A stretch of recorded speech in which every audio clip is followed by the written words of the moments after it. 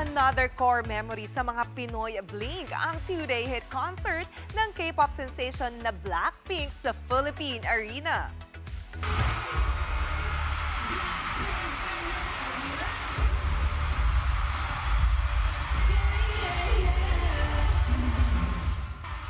Energy kung energy sa bawat performances sina Lisa, Rosé, Jennie at Jisoo.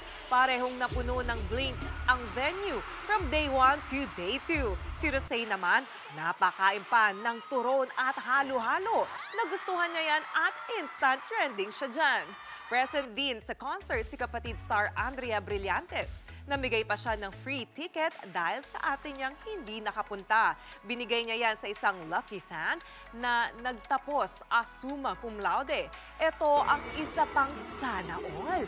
Isang lucky Blink naman ang pinakyat ni Rosé sa stage. Sa gitna yan ng performance niya ng Apatu. Todo hiyawan dyan ang fans.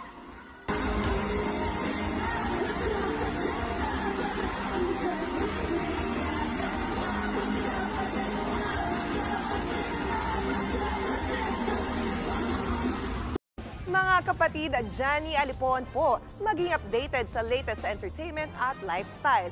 Huwag magpahuli, mag-follow at mag-subscribe na sa social media pages ng News 5.